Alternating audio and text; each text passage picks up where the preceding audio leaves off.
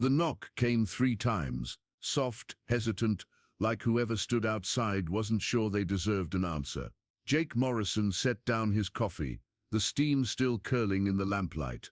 It was past 9, and decent folks didn't come calling after dark. Not in February, not with snow piling against the windows like God's own fury. He'd been reading Sarah's last letter for the 10th time, her careful script promising arrival, when the mountain passes clear.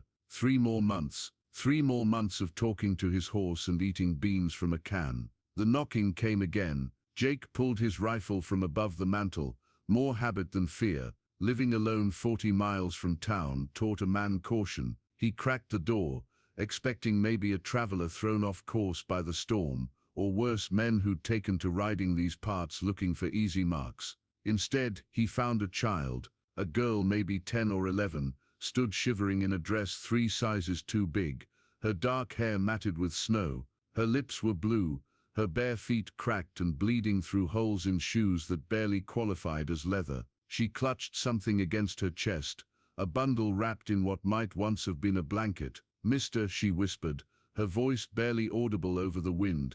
"Please." Jake's rifle lowered without conscious thought.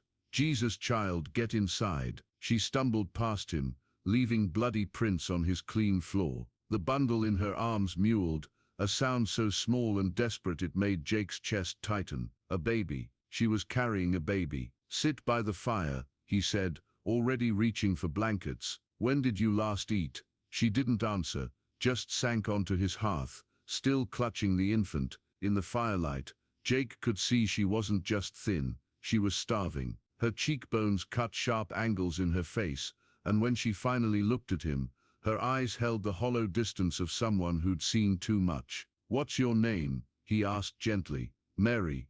Her voice cracked. "This here's my brother Thomas. Our folks." She swallowed hard. "Fever took 'em both last week." Jake felt something cold settle in his stomach that had nothing to do with the storm outside. Orphans, 2 of them in the middle of nowhere, with winter far from over. The nearest town was a hard ride in good weather. In this storm it might as well be the moon. "How long you been walking?" 3 days, I think, maybe 4. Mary's eyes drifted shut, exhaustion winning over caution. "Heard tell there was a man out here. Someone who might." She didn't finish, didn't need to. Jake looked at this broken child, holding her baby brother like he was the last good thing in the world, and felt his carefully ordered life crack down the middle. Outside, the wind howled louder, as if the storm knew what was coming. Jake heated milk in a saucepan, his hands steadier than his thoughts. 2 children, winter, no family, no money, probably no papers either. The smart thing,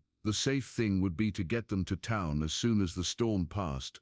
Let the church or county handle it. He had Sarah coming in spring, wedding plans to make, a life to build that didn't include raising someone else's children. Mary fed the baby with careful practiced movements that spoke of too much responsibility too young. The infant, Thomas, couldn't be more than 6 months old, all wide eyes and reaching fingers. Every time Mary looked at him, her face softened into something almost like happiness. "Where you folks from?" Jake asked, setting a bowl of heated stew beside her. "Homestead up north near Copper Creek." Pa was trying to make it work, but, she shrugged, adult resignation in a child's gesture. "Weren't enough. Never was enough." Jake knew Copper Creek, knew it was government land, the kind they gave away to anyone foolish enough to think they could scratch a living from rock and sage. Most families lasted 2 seasons before giving up. Some, like Mary's, lasted until the land killed them. "You got kinfolk anywhere?" Mary shook her head. "My had a sister in California, but she never wrote back. Pa's people disowned him when he married Ma." She paused, studying Jake's face. "You gonna turn us into the county?" The question hung in the warm air like smoke. Jake had heard about county orphanages, warehouses for unwanted children, places where kids disappeared into work farms or worse. Good Christian folks, they called themselves, while treating orphans like livestock. "Eat your stew," he said instead of answering. But Mary was too smart to let it go. "Please, mister, they'll split us up. Thomas won't last without me. He's still nursing, and he don't take to strangers. I can work, I can clean and cook, and tend animals. I won't be no burden." Her voice broke on the last word, and Jake saw what she was really asking. Not for charity, for a chance, for someone to look at two abandoned children and see something worth saving instead of a problem to be handled. The baby fussed, and Mary immediately pulled him close, humming something low and sweet. Watching her, Jake felt a memory surface, himself at 12, standing in a similar room while adults discussed his fate like he wasn't there. His uncle had taken him in eventually, taught him to work, to survive, to be decent, gave him the foundation for everything good in his life. A debt, maybe, one that came due in moments like these. Outside he heard something that made his blood chill. Hoofbeats, muffled by snow but getting closer. In this weather, after dark, it could only mean trouble. Jake grabbed his rifle again, moving to the window. "Get away from the fire," he whispered to Mary. "Take the baby and hide in the back room. Don't come out no matter what you hear." Through the frost-glazed window, Jake could see torches approaching. 4 riders, maybe 5, and they were riding directly toward his cabin, like they knew exactly what they'd find inside. The riders stopped just beyond the ring of light from Jake's windows, close enough to be heard, far enough to stay shadowed. Jake counted 4 men, all bundled against the cold, all carrying rifles, the kind of men who rode at night for reasons that didn't bear thinking about. "Morrison," the voice carried authority, used to being obeyed. "We know you're in there, we just want to talk." Jake recognized the speaker, Deputy Marshal Colin Brass, a man who wore his badge like a license for cruelty. Behind him sat 3 others, Jake didn't know by name but knew by type. Bounty hunters, probably, or men who did the kind of work decent folks didn't ask questions about. "It's late for social calls, Deputy," Jake called back, his rifle trained on the window. "State your business." "We're looking for 2 children, runaways from the county orphanage, girl about 10, carrying a baby boy. Someone saw them heading this direction." Jake's stomach dropped. County orphanage, that meant these children weren't just lost, they were escapees, which meant Mary had lied to him, or at least hadn't told the whole truth. But looking at the fear in her eyes as she clutched Thomas in the doorway behind him, Jake realized it didn't matter. Whatever she'd run from, it was bad enough to risk death in a winter storm. "Haven't seen any children," Jake said. "Just me here, like always." Brass laughed, a sound like breaking glass. "Now Jake, you know lying to a federal marshal is a crime. We're gonna need to search your property. You got papers for that?" "Don't need papers for runaways. Open the door, or we'll open it for you." Through the window, Jake watched one of the men dismount and start toward the cabin. The others spread out, flanking positions that spoke of military training. These weren't just bounty hunters, they were professionals. Behind him, Mary whispered, "They ain't from no orphanage." Jake kept his eyes on the approaching figure. "What? Those men, they come to our homestead 2 weeks ago before Ma and Pa died, said they was from someplace back east, looking for children to adopt. But Pa run them off with his shotgun, said they had the devil in their eyes. Child traders." Jake felt sick understanding flood through him. He'd heard rumors, men who collected orphans and sold them to factories, brothels, work camps, legal, mostly since orphans had no rights worth defending, the kind of business that thrived in territories where law was thin and money talked loud. "Ma and Pa didn't die of no fever," Mary continued, her voice barely audible. "They was poisoned.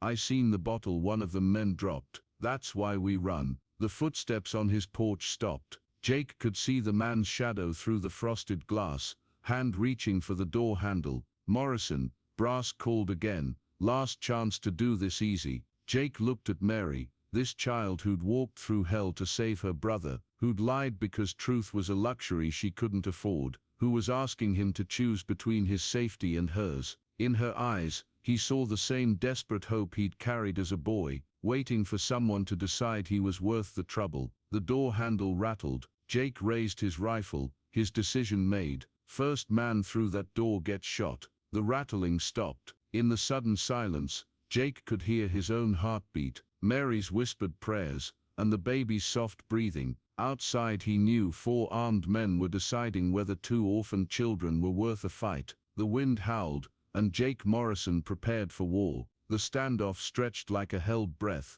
Jake kept his rifle trained on the door while Mary crouched behind him, Thomas silent in her arms, as if the baby understood the danger. Minutes passed. Snow continued to pile against the windows, muffling sound and turning the world outside into a white void. Finally Brass spoke again. "You're making a mistake, Morrison. These ain't just any children. There's good money riding on their delivery. Then you best look somewhere else." $500, Jake. Each. That's more than you'll make ranching in 2 years. The sum hit Jake like a physical blow. $1,000 enough to buy breeding stock, improve his land, give Sarah the kind of home she deserved. Enough to ensure their future together wouldn't be scratched from hard scrabble dirt and endless hope. Behind him, Mary made a small sound, half sob, half resignation. She'd heard the number 2, understood what it meant, what she was worth to men like these. "Thomas is getting sick," she whispered,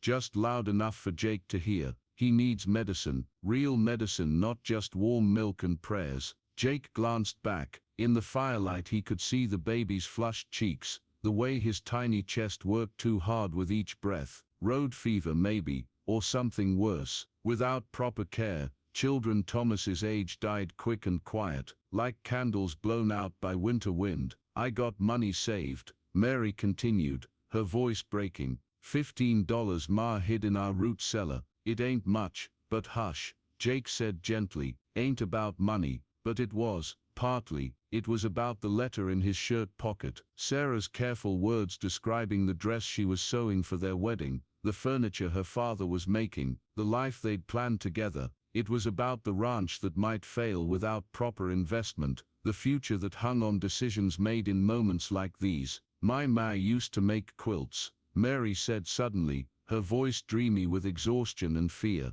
"Beautiful ones, with patterns like flowers and stars. She said someday she'd teach me, when there was time, when the work was done." She shifted Thomas to one arm and reached into her tattered dress, pulling out something small and carefully folded. A square of fabric, bright blue with tiny yellow flowers, part of a quilt that would never be finished. "This was gonna be the centerpiece," she whispered, holding it like a prayer. "She cut it the morning before she got sick. Said blue was the color of hope." Looking at this scrap of cloth, this tiny piece of a dead woman's dreams, Jake felt something shift inside his chest. He thought of his own mother, dead when he was 8, and the way she'd hummed while mending his clothes. Thought of the uncle who could have turned him away but didn't. Thought of all the small kindnesses that had shaped him into someone Sarah could love. Outside horses stamped and men whispered among themselves. Soon they'd make their move. Jake knew it, and Mary knew it,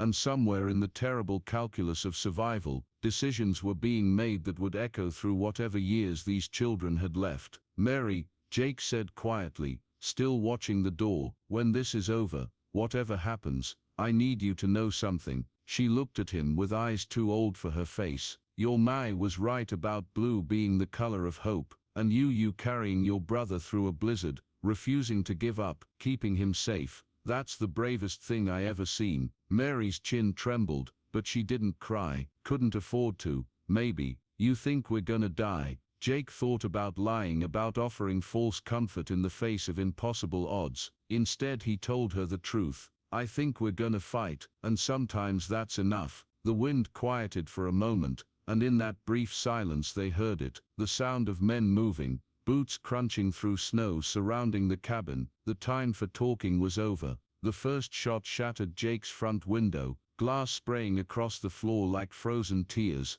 Jake dove left, pulling Mary and Thomas with him as more gunfire erupted from 3 sides of the cabin. Brass and his men had spread out, turning the little homestead into a killing ground. "Stay down," Jake shouted over the noise, crawling toward his bedroom where he kept extra ammunition. "Don't look up, no matter what." But Mary was already moving, clutching Thomas with one arm while reaching for Jake's hunting knife with the other. "The back window," she said. "There's only 3 shooters. That means one's coming around behind." Smart girl, too smart for her own good maybe. Jake grabbed his spare rifle and tossed it to her. "You know how to use this, Pa taught me." Her voice was steady now, fear burned away by the simple mathematics of survival. "Thomas needs quiet. If they get close enough to hear him cry," She didn't finish, didn't need to. They both understood what crying babies meant to men who bought and sold children like livestock. The shooting stopped as suddenly as it started. In the ringing silence, Jake heard boots on his back porch, slow and careful. Mary was right. One man circling behind while the others kept them pinned. Jake made his choice. Mary, listen close. In 30 seconds I'm going out that front door. When I do, you take Thomas and run for the root cellar behind the house. There's food stored there, blankets. Wait until dawn, then head for town. What about you? I'll be right behind you. The lie came easy, practiced. Jake had told similar lies to other children, in other desperate moments. Sometimes kindness wore the face of deception. Mary studied his face, seeing through him the way children always did. You ain't coming, are you? Before Jake could answer, the back door exploded inward. A man in a heavy coat stepped through, rifle raised, and found himself staring down the barrel of Jake's Winchester. Drop it, Jake ordered. The man smiled instead, showing teeth like broken china. You first, Morrison. My partner's got this place surrounded. You shoot me, they'll burn you out. Maybe, but you'll be dead either way. The standoff stretched between them, two men measuring each other's resolve, while Mary crouched silent in the corner, Thomas miraculously quiet in her arms. Outside, Jake could hear the other men moving closer, boots scraping against his porch, voices calling coordinates. Then Mary spoke, her voice cutting through the tension like a blade. Mister. The intruder's eyes flicked toward her for just an instant, half a second's distraction that Jake had been waiting for. His rifle spoke once, thunderous in the small room, and the man dropped without another word. Now, Jake shouted, but Mary was already moving, slipping through the shattered back door with Thomas pressed against her chest. Jake followed, laying down covering fire as Brass and his remaining men converged on the cabin. The root cellar was 50 yards away through knee-deep snow,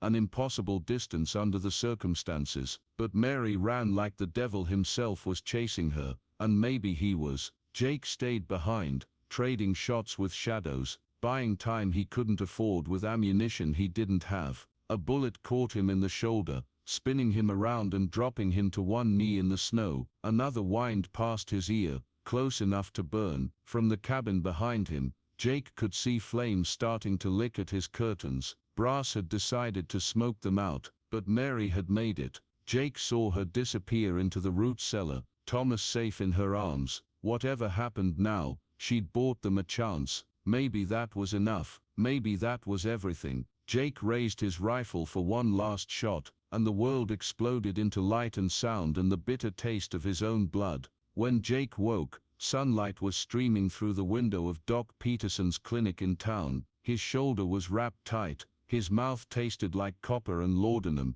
and Sarah sat beside his bed with tears on her cheeks and fury in her eyes. You magnificent fool, she whispered, taking his good hand in both of hers. What were you thinking? The memories came back in pieces, the fight, the fire, crawling through snow while his cabin burned behind him, Mary and Thomas in the root cellar, waiting for dawn, his desperate ride to town, barely conscious in the saddle, Doc Peterson cutting the bullet from his shoulder while Sarah held him down. The children, he managed to croak. Mary and Thomas, are they safe? Sarah's smile was like sunrise after the longest night. Sheriff Hawkins arrested Deputy Brass and his men. Turns out there's been warrants out on them for months. Kidnapping, murder, worse things. The children are with Pastor Morrison and his wife until we decide what to do with them. Jake struggled to sit up, ignoring the fire in his shoulder. Sarah's cheeks colored prettily, but her voice stayed firm. I came to marry a good man, Jake Morrison. Turns out I found one. Question is, she leaned closer, her breath warm against his ear. You think you got room in that heart of yours for a wife and 2 children who need a home? Through the clinic window, Jake could see Main Street bustling with morning traffic. Somewhere out there, Mary was probably helping with breakfast while Thomas gurgled in someone's arms. 2 children who'd walked through hell and found their way to hope. Jake thought about the letter in his burned coat, Sarah's careful words about the life they'd planned. Then he thought about quilts with blue centers, and little girls who carried babies through blizzards, and the way courage sometimes looked like a 10-year-old's stubborn refusal to give up. "I reckon," he said finally, "we're gonna need a bigger house." Years later, when Thomas was tall enough to help with the horses, and Mary had learned to make quilts that would have made her mother proud, Jake would remember that February night as the moment his real life began, not with Sarah's arrival, or their wedding, or even the first good harvest, but with a knock on his door, and a choice to see something worth saving instead of a problem to be solved. The cabin had burned to nothing, but they'd built a new house on the same foundation, bigger and warmer, with room for the family they'd become. On winter evenings, when the wind howled like memory and snow piled against the windows, they'd gather around the fire, while Mary told stories and Thomas played with wooden horses. Jake carved in the long twilight. Sarah would work on her mending, humming the same songs her mother had taught her, and Jake would watch his family, chosen and cherished and complete, and know that some promises were worth more than the words used to make them. Outside, the prairie stretched endless under stars, wild and dangerous and beautiful, but inside, in the warmth of the house they'd built together, love had taken root in ground that had once seemed too hard for anything good to grow. The blue quilt Mary finished that spring still covered their bed, hope stitched into every careful seam,